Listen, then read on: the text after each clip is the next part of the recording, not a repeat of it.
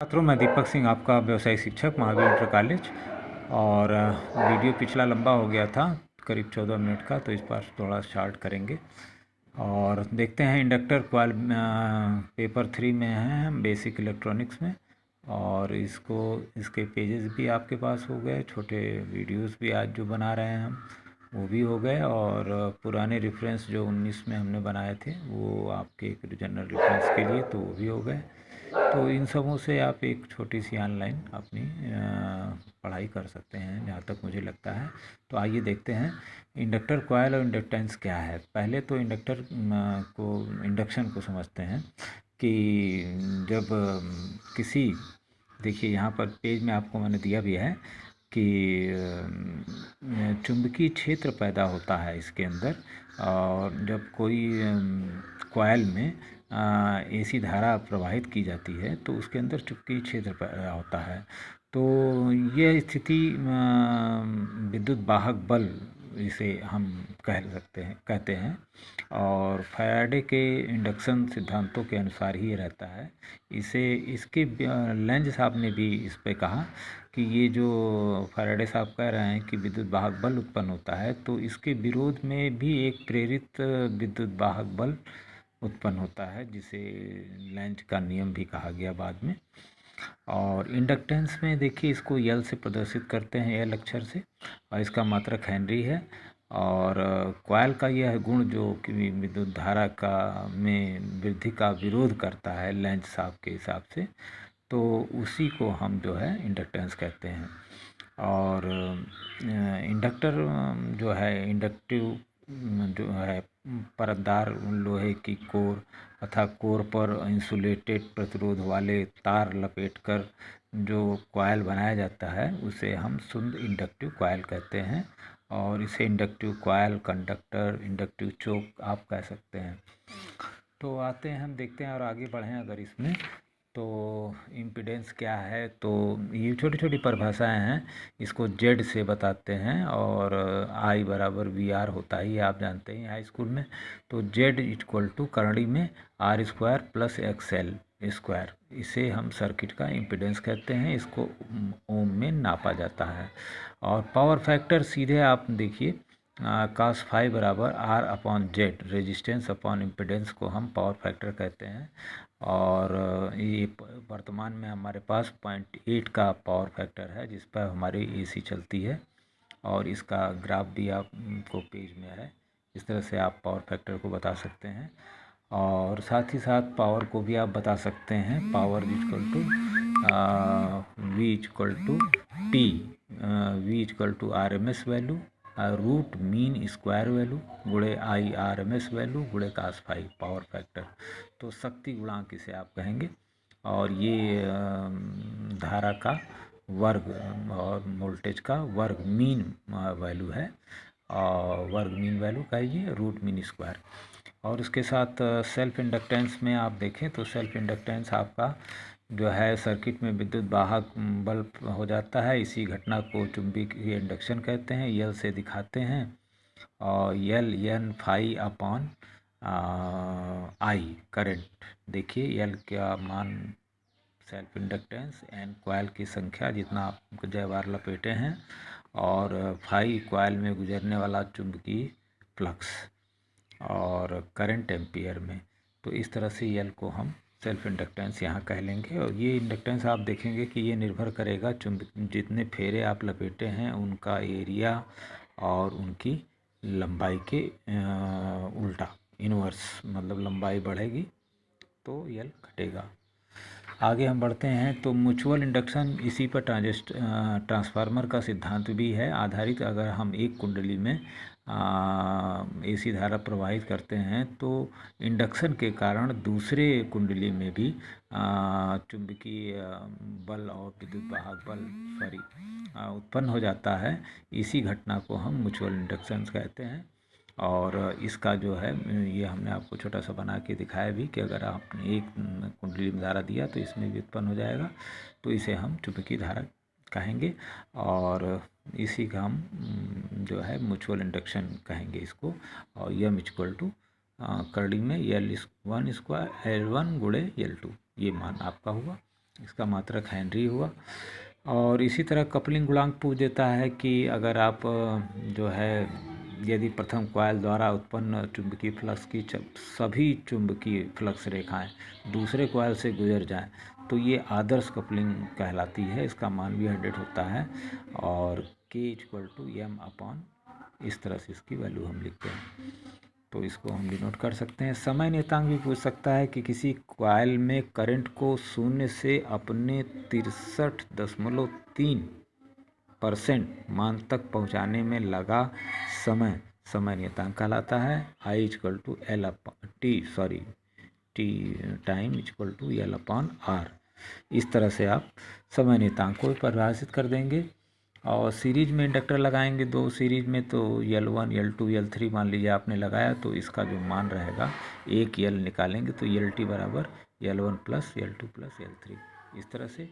और पैरेलल में अगर लगाएंगे जिस तरह से आप रेजिस्टेंस और कैपेसिटेंस को लगाते हैं यहाँ इंडक्टेंस को लगाएंगे, तो इसमें धारा का मान अलग अलग हो रहा है, तो 1/L1 और 1/L2, इस तरह से LT का मान आपको दो अगर पैरेलल में लगे हैं तो तिर्यक गुणा करके आप इसमें निकाल सकते हैं। तो इसके सवाल भी इजी हैं। आगे हम बढ़ें तो देखें ट्रांसफार्मर को। तो ट्रांसफार्मर का सिद्धांत मैंने पहले ही बताया कि ये म्यूचुअल इंडक्शन के सिद्धांत पर काम करता है। एक में दिया जाता है तो दूसरे में आ जाता है। ये ट्रांसफार्मर का आप चित्र देख लें, ये आपको मैंने पेज में दे भी रखा है कि प्राइमरी इधर से AC मेन दिया गया और इसमें जो है आउटपुट आपको मिला। तो स्टेप अप स्टेप डाउन दो आपको ट्रांसफार्मर होते हैं, आप चित्र से देख लीजिए और इनमें रेशियो भी आपको समझ में आएगा। स्टेप अप और स्टेप डाउन दो ट्रांसफार्मर हो गए और इसकी वाइंडिंग भी दो हो गई, प्राइमरी और सेकेंडरी। और इसकी संरचना आपको मैंने दिखाई दिया और इसकी कार्यविधि वही है कि जो कि एक में आप AC धारा प्रवाहित करेंगे तो दूसरे में धारा प्रवाहित होगी। और स्टेप अप और इसके अंदर सूत्र भी आप देखें तो प्राइमरी में आपका VP और सेकेंडरी में VS, धारा भी EP ES और कॉइल की संख्या भी, प्राइमरी में कॉइल की संख्या और सेकेंडरी में कॉइल संख्या। तो ये एक अनुपात होता है, इस अनुपात को याद रखिएगा कि 3 देगा 1 पूछ लेगा आपसे, तो 3 बस तिर्यक गुणा करके आप तीसरे को निकाल सकते हैं। तो ये एक इजी इस पर क्वेश्चन भी है। और ट्रांसफार्मर के लाभ भी हैं कि ये ट्रांसफार्मर जो है इस स्थानांतरण इसका आराम से हम कर सकते हैं, कहीं भी ले जाके इसको स्टेप अप स्टेप डाउन की तरह से इसका यूज़ कर सकते हैं, घरों में भी यूज़ होता है। और वर्गीकरण अगर आप करेंगे तो बहुत कोर के आधार पे किया जाता है, आउटपुट इसका कैसा है कार के आधार पर भी किया जाता है, फेज के आधार पे किया जाता है। तो इस तरह से आप ट्रांसफार्मर को कार के आधार पे अगर आप देखें तो मेन अथवा पावर ट्रांसफार्मर इस तरह का सर्किट का होता है। इस तरह के आपके सर्किट में आप इसको मेन पावर मेंस अथवा पावर ट्रांसफार्मर कह लीजिए। दूसरा ऑटो ट्रांसफार्मर आपका होता है जिसके अंदर आपका एक ही प्राइमरी को वाइंडिंग टच करती है। इसका भी फिगर इस तरह से है, आप पेज में है, आप इसे देख सकते हैं।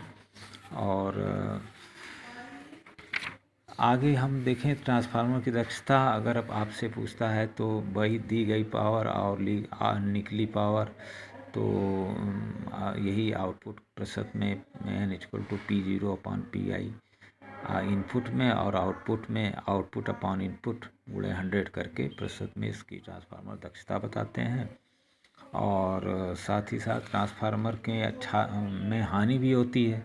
तो एक ED करंट का लॉस होता है जो कि कोर में विद्युत वाहक बल करंट दौड़ती है तो उसमें विद्युत वाहक बल के कारण उसमें I2R लॉस तो होता ही है, तो रेजिस्टेंस के कारण, तो उसे ED करंट लॉस कहते हैं। ये लॉस होता है ट्रांसफार्मर में। दूसरा लॉस होता है हिस्टैरिसीस लॉस। हिस्टैरिसीस लॉस के बाद तीसरा लॉस कॉपर लॉस होता है, जो उसके अंदर कॉपर वायर हैं वो भी उसमें I2R में ही आएंगे। तो इस तरह से आपका जो है ये भी लॉस है। लीकेज लॉस भी ट्रांसफार्मर में आता है। कभी कभी पूछता है कि स्किन इफेक्ट क्या है, तो स्किन इफेक्ट यही है कि जब उच्च फ्रिक्वेंसी पर कार्य करने वाले इंडक्टर ट्रांसफार्मर चालकों में इनकी ये दोष है स्किन इफेक्ट। और उच्च फ्रिक्वेंसी पर करंट का प्रवाह चालक की सतह पर होता है, भीतरी भाग पे होता नहीं, तो भीतरी भाग के अनावश्यक रेजिस्टेंस पैदा करते हैं। तो भीतरी भाग वाले जो हैं अनावश्यक रेजिस्टेंस पैदा करते हैं, इसी को हम स्किन इफेक्ट कहते हैं।